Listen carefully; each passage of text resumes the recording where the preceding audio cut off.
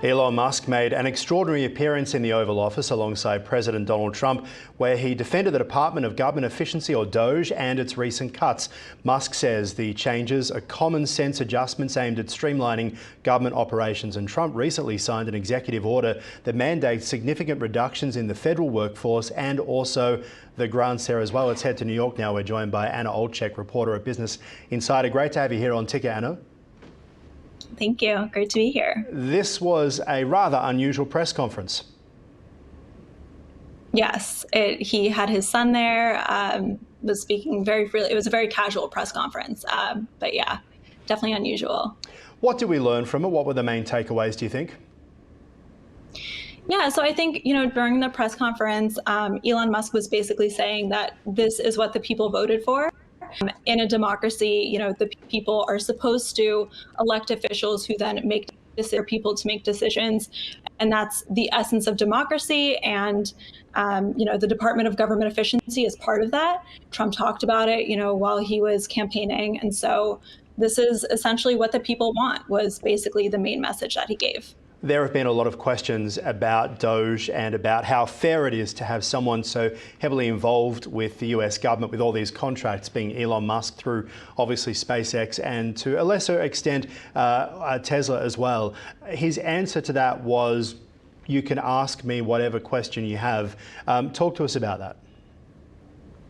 Yeah, I think Elon Musk's, whole prerogative is to be very transparent about everything. It's kind of up in the air how transparent things really are, but his whole idea is to be transparent, tell people what's going on in the government, answer questions when they're being asked. He said that he's not involved with, SpaceX contracts.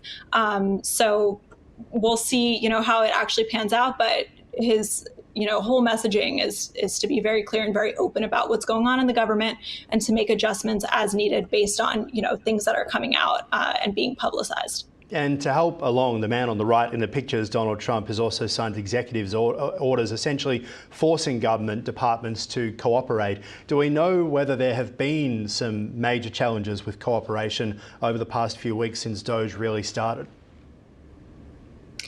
I think that there's definitely disagreements about what's been going on, and we know that there's been some pushback, but a lot of it, hasn't really happened yet. Like the return to office, we haven't seen it in action yet. We have seen a lot of people take the buyouts. I think, around 40,000 people took the buyouts, which was last reported. So we'll see what can happen and how the government adjusts to this.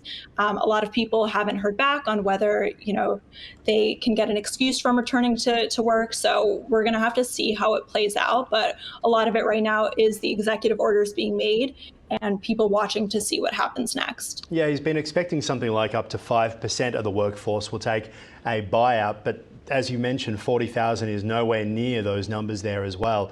But in that press conference with Donald Trump in the Oval Office, he did suggest that by the huge savings that he still believes that they can make to government spending, that will help bring down inflation.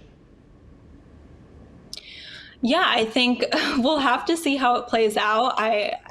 Like you said, I don't know that it will get to that 5% number. What we've seen so far is around 40,000, maybe upwards of that now. But, regardless, I think in the executive order, he also noted that when the government goes back to hiring, they'll basically be able to hire one person for every 4 people that leave. So he's definitely on a trajectory of trying to reduce the size of the government. We'll see how quickly it actually happens and, whether that brings the Department of Government Efficiency closer to reducing the federal budget overall. But there's definitely a lot of things in development at the moment. So it's, difficult to say how much money will actually be saved. And the relationship between Musk and also the leadership of USAID has come under scrutiny as well. And there are concerns that why did he go after USAID as the first department, right? Yeah, I think that, USAID is one of probably several other agencies, that will have a complicated relationship with Musk. I think that USAID is sending aid to a lot of, global countries. It's sending a lot of aid, and, part of that was him uncovering where exactly that money is going. And, there were some inaccuracies about what he said about where exactly all that money is going, but it is a large chunk of money.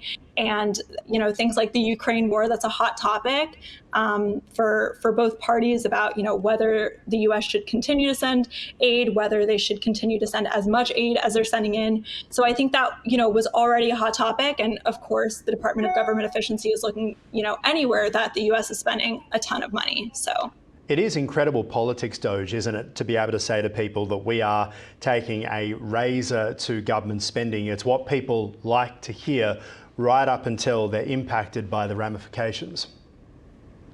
Right. And I've been talking to sources recently who, voted for Trump and, seeing how they felt about it, because in theory, spending sounds good, but, it depends who's being impacted by it and how it actually plays out. So it's something that we'll continue to watch, but it's definitely interesting, to hear from both sides of the political spectrum about how they feel about the changes that have actually gone into place and are on their way into going into place since Trump got elected. There's so much more to discuss, obviously, with questions about what happens with the Department of Defense. We'll leave that as it happens. Anna Olczyk there, reporter at Business Insider. Thanks so much for stopping by at Ticker.